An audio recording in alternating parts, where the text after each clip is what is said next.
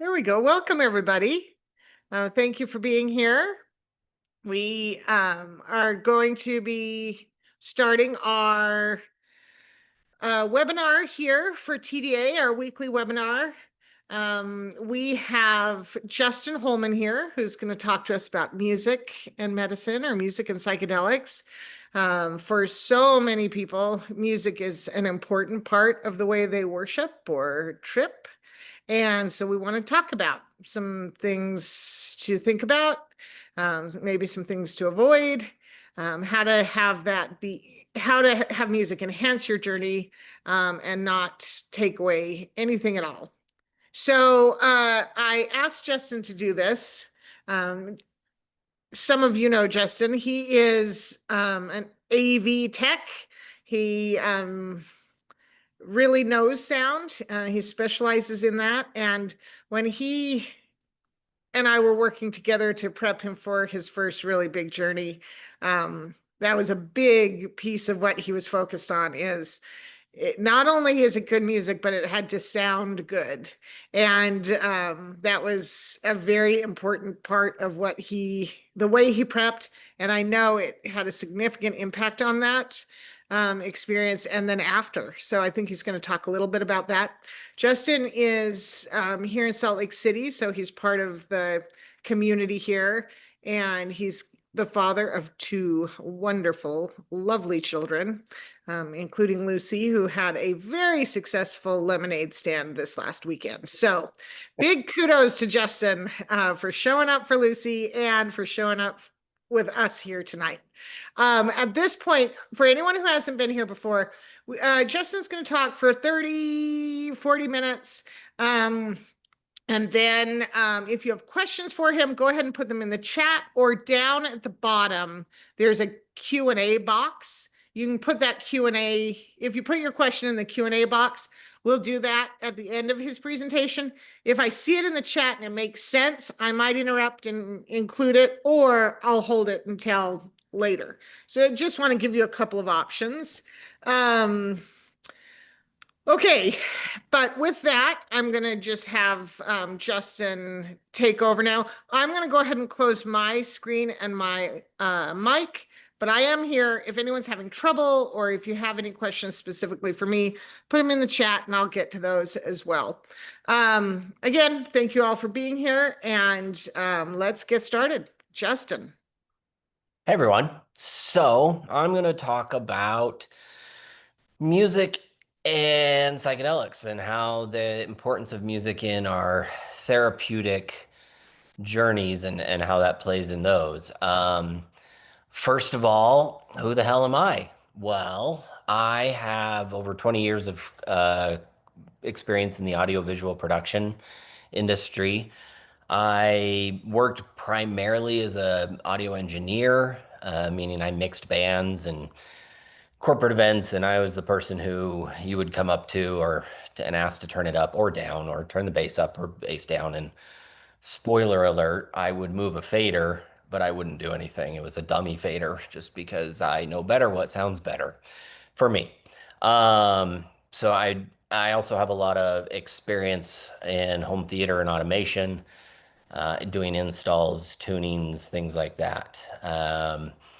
I I think because of my career, when I listen to music, it's a lot more about how the music sounds and less about what the lyrics are saying for me. So I'm more likely to be moved by a song and just the sound of it rather than what it's saying. That's just kind of how my brain works. So let's see. So we are going to talk about what a therapeutic journey is by my definition. The wonderful thing about TDA is it's non-dogmatic.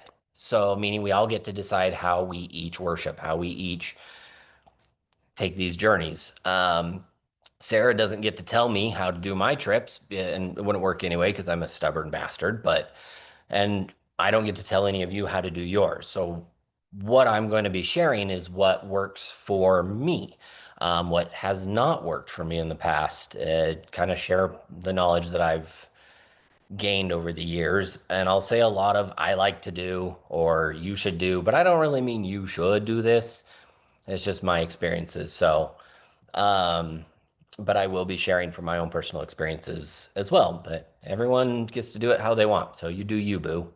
Um, and then to contradict everything I just said, there will be must do's and don'ts. So technical things that you'll see. Um, let's see, do's and don'ts to help keep you in the trip space. Then we're going to get real nerdy with everything and go over some technical information, followed by some research, different parts of a playlist, and how they relate to the different parts of our psychedelic journeys. And lastly, I will talk about how I recommend you might choose or create your own playlist based upon the information that I've given. What is a therapeutic journey? The purpose of a therapeutic journey is to go internal, to go internal to discover what's going on in your mind, to heal, to relive and reshape traumas, things like that. It's highly recommended that for this intention that people use headphones and an eye mask um, or eyes closed. And I always, always, always recommend that you have a guide. I've done it both with and without a guide, and with a guide, there are levels of safety that I feel I can reach when I know that someone's there keeping me safe, or helping me if I get scared, concerned, worried, have a panic attack, whatever it might be, or just need a sip of water. Um, Also, with a guide, a lot of times they will help you integrate, which is a huge part of psychedelic journeys that we're not going to get into tonight, but integration is a very, very big part of that. And Justin, sorry, jumping in already. How much is a therapeutic journey in your estimation? um, they say heroic journey is 5 grams and up. That's definitely going to be one. But I Okay. don't think you have to reach the 5 gram mark to have a therapeutic journey. If your intention is like, I want to go internal with this, I would say at least 3.5 grams. Um, but if you really just want to jump in there, what's the extra gram and a half, right? Let's just go to 5. So, um, and then with a guide also, it's allowed me, usually, not always, to fall into the medicine more, especially at higher doses. So when you get into above 5 and so on and so forth. Um, Okay, must do's and don'ts. These are fun. All right, charger devices. For the love of Peter Pan, charger devices. I had an experience where I turned on my headphones and I hit the button real quick to test to tell me how full the battery was, and it said battery fully charged, but it was lying because it hadn't fully warmed up and assessed where the battery level was. And about 25 minutes in, my headset died. And you do not want to be trying to find a charger while altered, while everything's moving around you. Luckily, I had a guide who was able to find a charger for me and get those charged, and we were able to still drop in and have a good experience with that. But yeah, you want to make sure everything's charged. Download your playlists, wherever you're creating them or choosing them from. Make sure you get them downloaded. And I like to have multiple playlists. I like to have backups. So I've had experiences where the playlist that I curated for that journey did not go at all as intended, and I had to go to something else. And having something already backed up and at the top of my list was very important so that I could just jump right to that. I like to do, a meditation playlist. For one of my backups. It's simple, it's easy. If things are getting difficult, then I can jump to that and it kind of flows along. You also don't want, you want to download so you're not relying on cell service or Wi-Fi. nothing's worse than having your music just cut out in the middle. So, um, if you favorite the playlists, they're easier to find. Paid subscriptions or ad blockers are really important. If you, nothing worse than you're about to drop in and you get an ad for erectile dysfunction or Doritos or God knows what else you might get an ad for.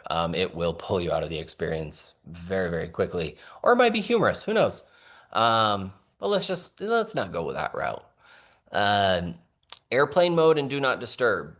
Do not disturb is not good enough by itself. On iPhones, if someone calls you twice in a row, they can get through your do not disturb. And you do not want to be getting a call or a text from your boss or your ex or really anyone when you're trying to go internal on a therapeutic journey. Airplane mode will help mitigate that as well. I like to turn off the Wi-Fi as well in airplane mode, but um, there's reasons you if you want your Wi-Fi on, then you can also go to some other playlists that maybe aren't downloaded. But I like to just kind of have this experience, be like, okay, here's my three options for playlists, and hope it works out. Guess what? It's worked out every time. So, um, okay, let's get really nerdy. Okay, so for those of us that love numbers, this is for you and me. For everyone else, just hang on a second, we'll get back to you. So, Apple Music is the highest quality of a street music streaming service. Digital music, in and of itself, is trying to recreate a sine wave, 360. Um, so digital is trying to copy analog, and the more information that it is given to copy that analog wave, the more accurate the sound is going to be. So just numbers wise, if we're looking, Apple Music standard is 7 to 9 times more information than Spotify and YouTube, relatively. So, and then the high quality on Apple Music is 4 times higher than that. It's a lot more information to redraw these sine waves to mimic the analog sine wave. A question everyone asks is, "Well, I notice a difference." Yes and no. If I give you a headset and I say, listen to this song for 15 seconds, and then I do the same thing on Spotify versus Apple Music, you are going to notice a difference. You're gonna hear differences. Um, but who does that besides me? Not many people. So are you going to notice a difference? It's very possible you will not. Spotify and even YouTube have got their algorithms done really, really well so that you don't notice significant drops in the quality of the music. You're not missing any actual sounds from it. And I could get way nerdier about that, and we're not going to tonight, though. But one thing to note with Apple Music is they do Dolby Atmos or spatial audio for some songs. Um, Dolby Atmos is it's a surround sound format that creates a sound bubble around you. So from up high and from the sides. If some of the songs are not mixed in that, and if they're not mixed in that, then it's going to be switching on you between Dolby Atmos or spatial audio and your stereo sound. It would be jarring for me to have such a difference. And it is a significant difference on how the music's going to sound. So you can go into settings and make those adjustments and tell it like to not do that, or you can just experiment with it if you want. So, um, all right, some research that I found. Helen and Walter, they did a study on music and LSD psychotherapy in the early 70s, late 60s at the Maryland Psychiatric Research Center. And they did over 600 medicine sessions and came up with these 5 ways that music complements therapeutic objectives in a psychedelic journey. Um, and they were very specific about the psychedelic journey part of it. They did and I couldn't find how many hours they did before and after, but they did psychotherapy with each of these patients, both to prep them before the journey and then to integrate and follow up afterwards. It was something like 12, a minimum of 10 to 12 hours of psychotherapy along with the journey itself. So, um, something that's kind of cool to me anyway is this was the 60s and 70s. They didn't have phones or iPods or computers. It was, it was records. And so they would create these playlists using records and then change the records throughout the person's journey. It was a lot of work. And nowadays we can create our own playlists and have these, but I thought that was pretty cool that they spent all this time to create these different playlists for people to experience. So the the first one, how is to helping the patient relinquish usual controls and enter more fully into their inner world of experience. My own personal experiences with medicines and using headphones and an eye mask, the music created the mode of transportation for me. It was like the train that was taking me on the journey. I could get off the train at any time that I wanted to, but it provided this mode of transportation so that I could follow the path that the music wanted to take me on. Um, and it gave me a path inward for that experience. Um, the number two is facilitating the release of intense emotionality. There's a theory called deep provocation that explains that music, because of its abstract nature, detours the ego and intellectual controls, and contacting the lower centers directly stirs up latent conflicts and emotions, which may be expressed and reenacted through music. I did not write that, if you cannot tell. It's too many big words in a row. But I had an experience in one of my journeys of deep regret of a missed opportunity that I was able to relive and rewrite along with music. Um, and side note, I was able to re-listen to those songs of when I was in that journey and relive and reintegrate that experience even more afterwards, after the medicine had worn off. So the power of music is intense, and I love it. So, number three is contributing toward a peak experience. These researchers found that music was able to contribute to loss of ego, feeling deep feelings, both positive and negative, regret, and uniting with a force that was greater than themselves, or reuniting with a force of such as the universe, what have you. Those of us that have taken psychedelics can probably relate. There's some kind of force there that we were able to relate to while in the medicine. Um, Providing continuity and an experience of timelessness. Um, so when you're in the medicine, time is distorted. Sometimes it's completely irrelevant. I've had experiences where the clock on the wall disappeared and time just became completely irrelevant. Um, and spaces of silence, while perhaps might be seconds in reality, could feel endless while we're in the medicine. And the music helps to continue that flow and that path forward.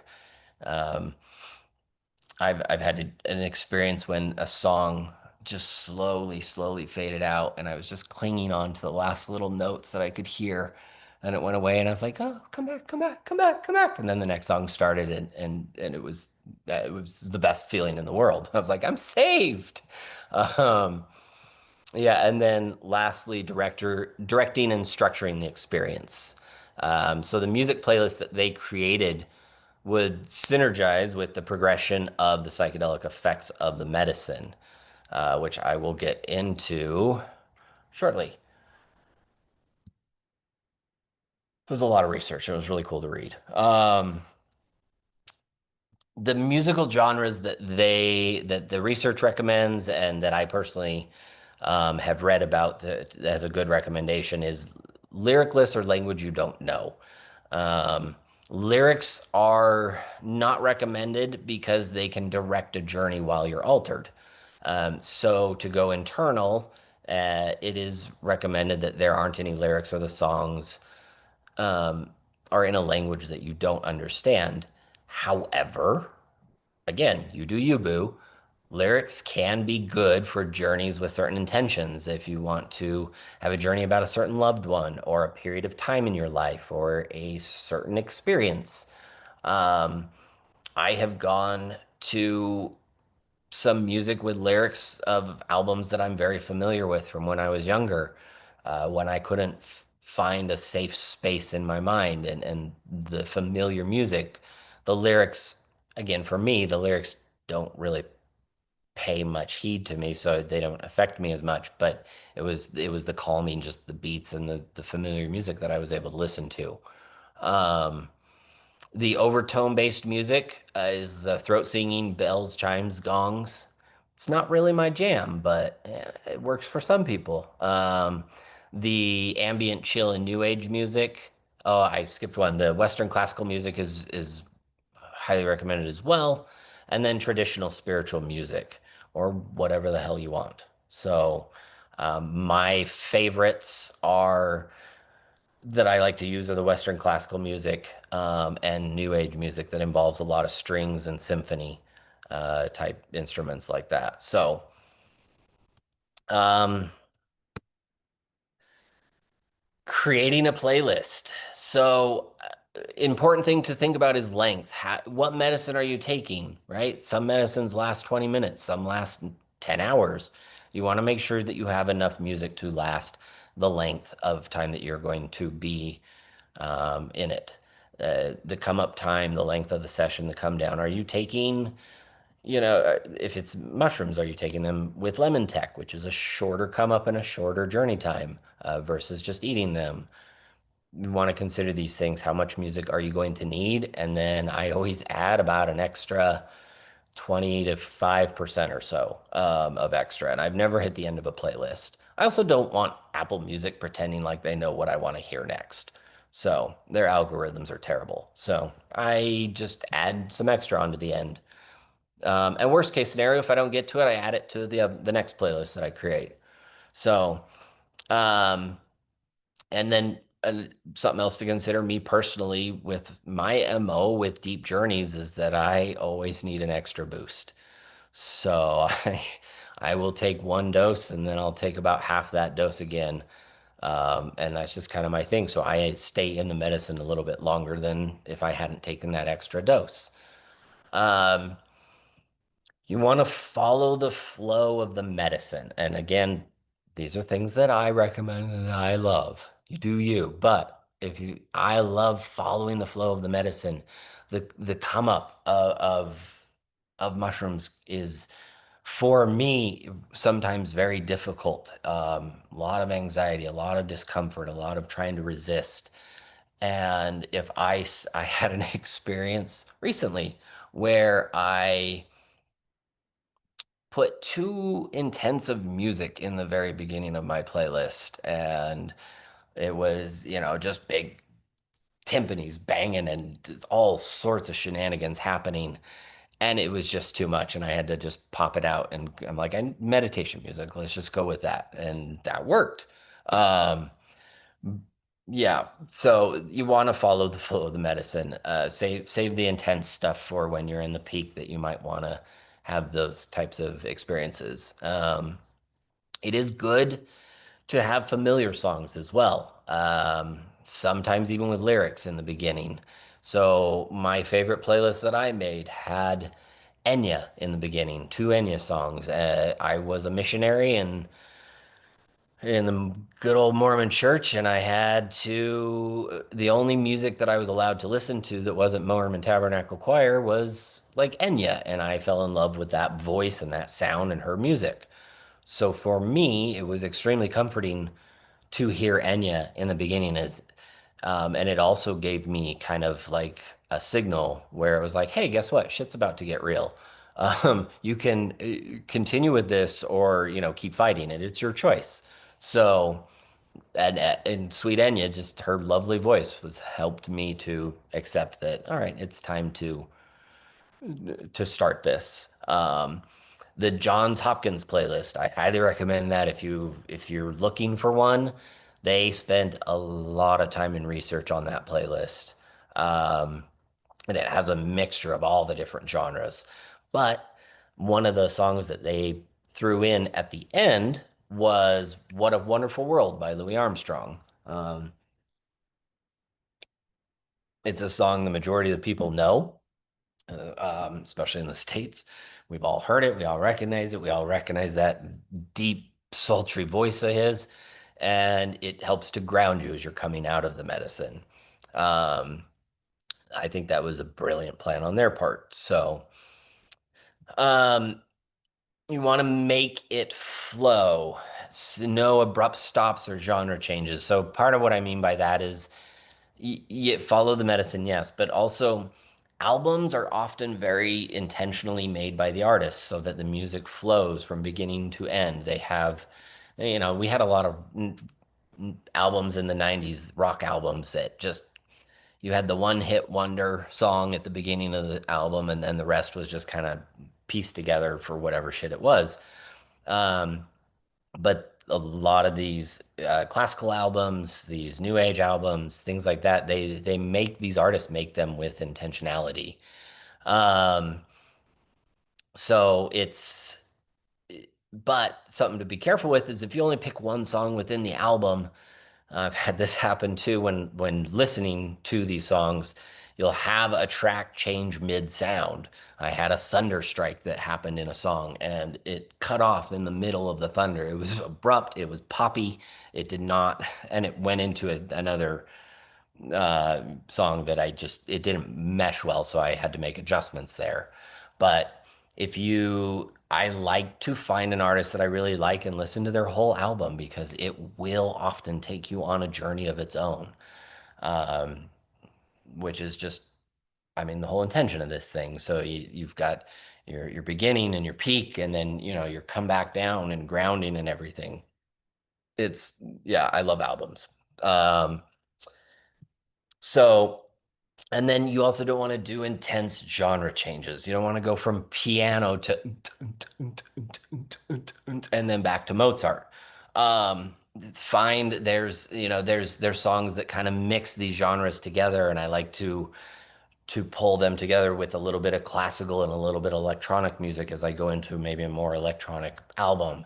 Um, something that has a little bit of symphonic noise, some drums and horns in it, but it's not too intense as I'm going into something that's a lot more of a big symphony, orchestral thing. So, but again, there's really no wrong way to do it. You do you, boo. These are the things that I really like, and that I have found work for me. I've also found don't work for me. So, um, yeah. Let's see. The Johns Hopkins. Oh, let's see. Someone is asking about that. It's on Spotify. Spotify has that, and I can send links to Sarah as well, and she can share those. But yeah, that playlist is there. Um, but that's all I have for tonight. These are some of my favorites. BT is an electronic artist who has been one of my favorites since I was younger. He does a lot of video game music and a lot of movie music now as well. And he's incorporated a lot of his experiences into these two albums, and they flow beautifully. And it's not your typical EDM house music, but it is electronic. But it's absolutely beautiful. And then these artists I love. I've loved every one of their albums that I've used. The Symphony Number Three was part of my first big therapeutic journey, and holy schmoly, that one will take you somewhere very beautiful. So thank you. Justin, thank you for all of that. I have some questions. So tell, talk more about having the experience and then weeks or months later listening to that same music. Go a little more in detail on that. Okay, so the there was the album This Binary Universe by BT came on during my first therapeutic journey, and it was right in the peak of everything. The experience that I had was with my son, and I was able to, when he was born, I did not bond with him like I wanted to, or like I did with my other child. And in that music, it led me to an experience, a time in the hospital where I was able to relive that moment when I was holding him and bond with him in that moment. And the music that was taking me on that journey was just so precise for what my mind was experiencing. I don't know how to describe it. I mean, how do we describe psychedelic journeys? So the and then as the song shifted, the mood would shift as well.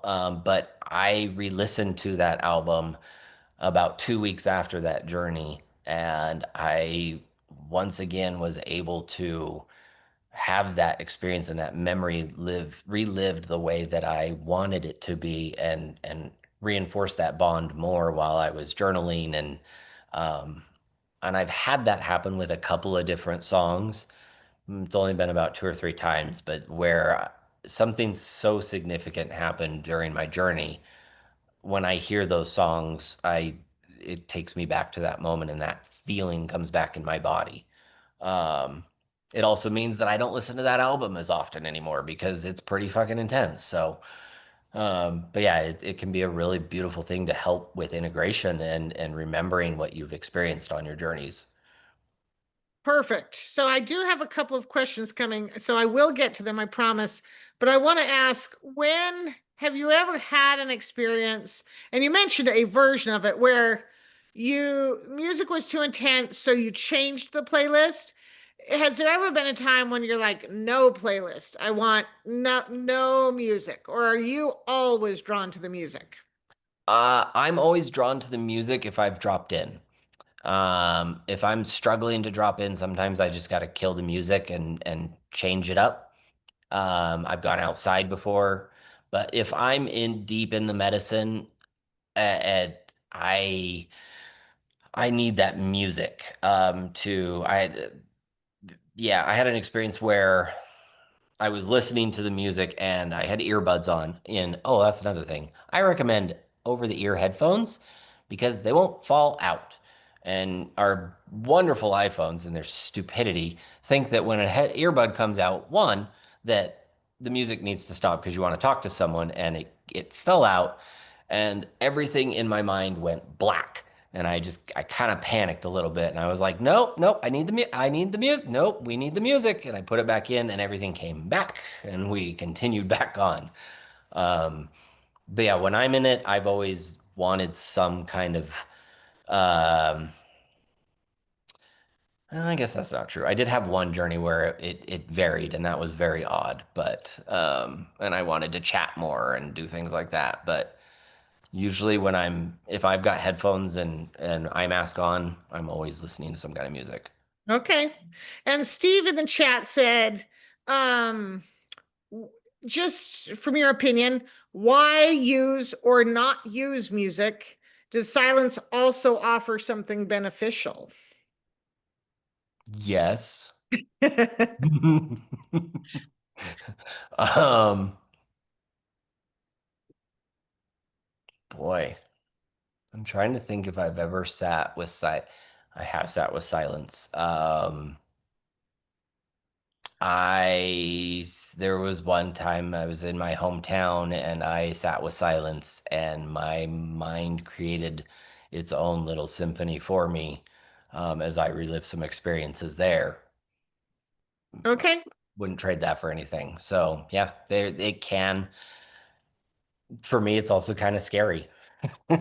Yeah, and Sarah uh Sarah, just so you know, this didn't go to everybody, but silence in nature is a beautiful experience, she says. And Yes, yes, of 100%. course. That is, I was just this last weekend on a river trip, water flowing by, birds, birds around. It was an incredible. Yeah. incredible experience, no music at all. So, And it's not to say we can't have therapeutic journeys in sure. nature or, in all these different ways as well. Yes. You 100%. stop sharing your screen because I think all the people watching should see our beautiful faces. Did that work? Nope. At the bottom, it says stop sharing. There we go. There you I go. swear I work Thank in you. production. No, that's okay. Um, this is not, it has nothing to do with music, but Coral asked in the Q&A, she's curious about the extra boost dose that you do. Do you want to talk a little bit about that? Sure. So I'm trying to think. Every, yep, every time. If I start at 5, I have to take another 2.5. I don't have to. I get to a certain point where I realize that I am resisting for whatever reason it may be. Sometimes it's my anxiety. It's good old name George. Sometimes it's other reasons. But I will at about, I want to say it's about the 45. So I do lemon tech, which kicks in faster. So at about the 45 minute to an hour mark, if I haven't dropped in, I will do another half dose of whatever I've taken. So if I start at 5, I take 2.5. If I start at 4, I take another 2. If I start at 10, well, you can do the math. So, yeah, Okay. And you've done that pretty much every time you take a larger dose. yes, every time I've taken a larger dose. Um,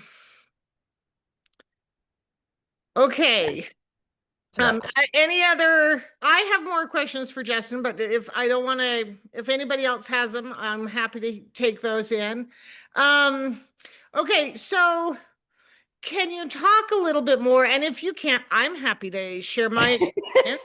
okay. Enough about you. Let's talk about me. Talk about trying, like, using music. I think was it Brandon that said in the chat that he used, yeah, Brandon, that he used instrumental Mormon primary songs and Mormon music. I made that up, saying primary songs. Maybe it was or maybe it wasn't, but um and it helped him resolve some of his religious trauma, right? So talk about using music to influence that experience, and how heavy-handed do you want to be versus letting the medicine kind of take you where it wants to take you. I would say have a backup in case it's not working for you. Um, I've not done anything intentional for religious trauma or anything ahead of time for any specific kind of music, but I did have one trip where um, my playlist wasn't working, and I just was like, I gotta try something else, and I jumped into a couple of albums from when I was in a time frame when I was trying to work on my teenage years. Good old Phil Collins and Yanni live at the Acropolis, and those brought me back to a lot of that time period that I was trying to work on. Yeah, but you? Yeah, I did a version of the same thing, after hearing everyone say no words and instrumental only, and instrumental that, like, you don't have a connection to. I did all the opposite things. It for sure had all the words. I really needed to work on my family of origin. And so it was songs from the early 80s when I was in junior high, and albums my dad had. So we would listen to them in the house. And so I, Yeah, knew it would take us back there, or take me back there. Songs we listened to, like cassettes that we listened to in the car when we traveled, or songs we would sing in the car, which there weren't a ton, yeah, but it was, there were some. And so having that all kind of compiled together really kept me anchored in my childhood home, for that experience, at least for, a good chunk of time during yeah. the journey. So yeah, at that point I went, oh, I can see why it's recommended to not have all of that because it does have a heavy influence, but I sort of Yes. wanted that heavy influence. Yep. And it can go with your intention, that was your intention, and so you use that music intentionally to go there. So Yes. Stevie making fun of me? Wham! Yes. Actually, that was a little later in the 80s, but good try.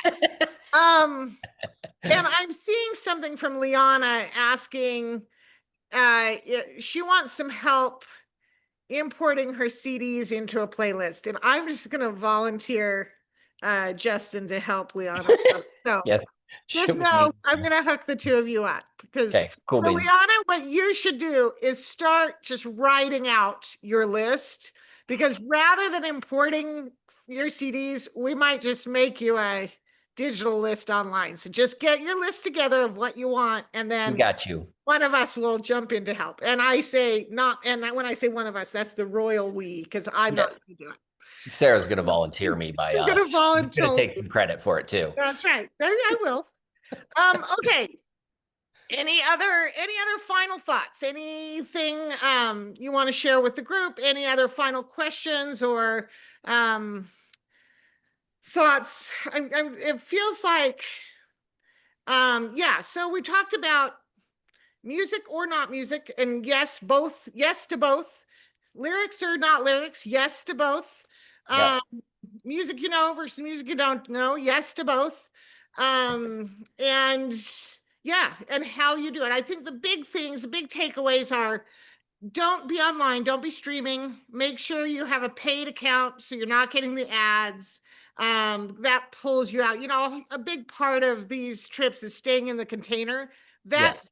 emotionally too, right? Mentally. If you're streaming, Yeah. you'll get text alerts, you'll get email alerts, and those things can pull you out faster than just about anything else. Yep. And it keeps you from texting people that you're having thoughts about because that's another way to leave the container. Yeah. And you don't want to do that. No texting during trips. um Okay, Clay asks, curious about how you would address developing a playlist for a group setting. Oh, very good, Clay. Well done.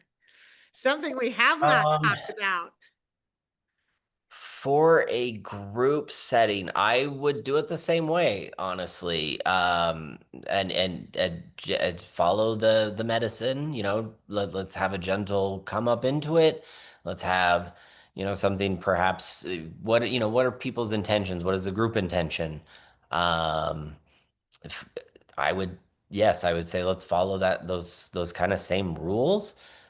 Keep the lyrics out of it because not everyone wants to hear those lyrics that one person may want to. Um, boy, I don't know. I have not developed one for a group, but it's He's so many asking, different dynamics and everything like that too. what about a poll? Is it worth polling people? I'm going to answer that and say no. That's too No, many God, no. cooks. It's I would yeah, leave that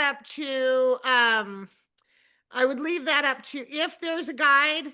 And I'm a guide, but I would never create a playlist because I am not good at music and I have not um found a beautiful relationship like many, many people. So I would look, Clay, what I would do is look around that group. It sounds like it's small, intentional group. I would find the best person who knows how to build a playlist, especially if that person has experience with medicine, with sacrament. And if they don't, then I would have whoever's kind of guiding it or the most experienced person work with that person who knows music to help develop that playlist. I think it's probably worth it to take that time because it has such an impact on things.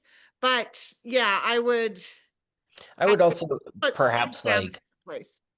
I would also say like you let people know like hey it's going to be these kind of genres of music and so that maybe not everyone likes or is going to agree with some of the stuff I listen to can get pretty intense. I there was a big symphonic part of an album that I was listening to, and timpani are going and everything like that. And I'm a pharaoh on top of a pyramid, and I'm got all these people. It was really cool, but not everyone wants that may not feel comfortable with that kind of intensity. So yeah, don't want to put anyone in a bad place with your techno. Good call. That's That's I fair.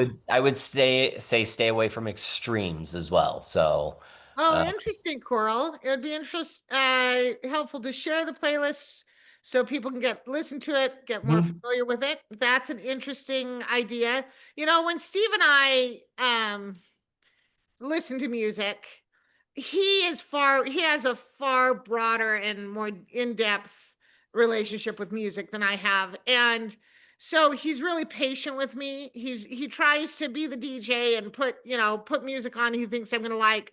But there's no offense when I'm like, nope, not that one. Nope. Move on. Oh, play that one again, right? I'm directing with just a Yeah. little bit of a little with my strong opinions, but he's kind of laying out what my options are because I'm just um I don't know a sitar. Yeah, he loves the sitar and I do not. I So don't care. that vibration in my body, I can't do it. So um Oh man, like the yeah, overtones some music, people love. I can't do it. You can't? No. That shocks me. Uh, Okay. no. But yeah, some people really love And they it. love it.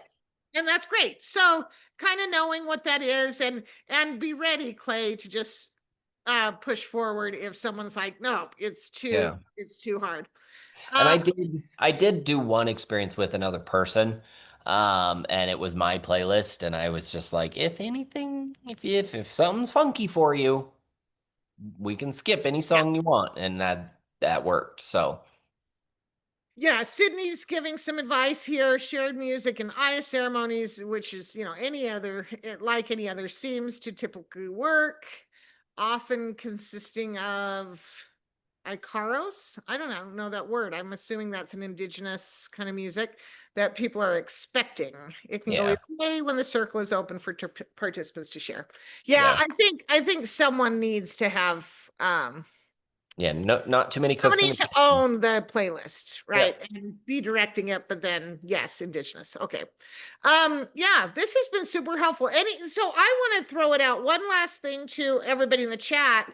If you have had an experience like Brandon did with music, where it really impacted you in some way, um, or if you're a guide of some kind and you use music in a certain way, a certain kind of music, anything like that, I'd love to see that in the chat. I think that's as helpful as anything else, is really getting such a broad range of uses by people and understanding their Yeah. experiences. So if anyone wants to throw that in there, that would be awesome.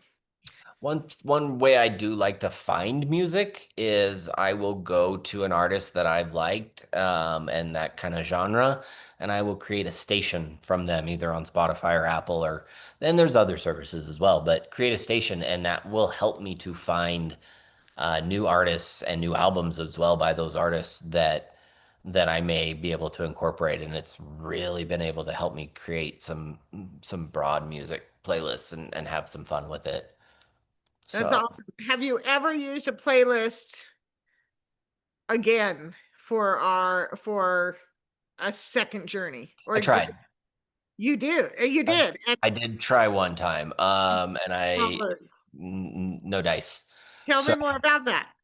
I, it was the second playlist I'd ever made, and I had done it with one medicine with LSD, and I decided I was like, I'm gonna try with this with mushrooms this time.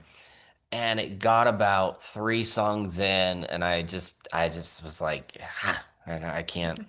I, this is reminding me too much of this other experience, and it was going that direction, and I'm like, nope, we're gonna go elsewhere. It's That could be interesting. funny. Every medicine has its own personality, Yep. time wise, what it does for us. So yeah, that's interesting. Yeah. Yeah, thank you, Thank you, Sydney. She's just talking more about kinds of music playlists that are out there, and that there are a lot out there for psychedelic journeys. And that's it. There are people much smarter than me about music that have created playlists. So nothing has to start from scratch. There's a lot Yeah, out there that there's you a ton out there. and then Brandon says favorite nature sound is rivers, going with the flow. My favorite version of live streaming. Is that what I would put on my Um, glasses? Yes, I got that. That's awesome, right? I hadn't even considered artificial nature sounds. I mean, I don't know. I just mean not live nature sounds. So yeah. yeah, that would actually, I think I might like that, nature sounds in my bedroom. Those two BT albums have incorporate a lot of nature, not a lot, but there's parts where it Oh, incorporates rain and nature and even like child sounds and yeah, yeah, awesome. it's a lot of fun. Justin, thank Yeah. you very much. Thank you for using your expertise. Um, And I'm also already seeing Dula Steve saying my go-to is ocean sounds with Tibetan singing bowls. Perfect. Yes, so many good things out there. Um, a lot of things for us to think about. So thank you for nerding out a little bit and then sharing your talents with us. I really appreciate it. And again, everybody, thank you for being here. I'm having a lot of fun on these weekly meetups, and I hope you are too. Thank you, and we will see you next week. Okie doke. Bye, everyone.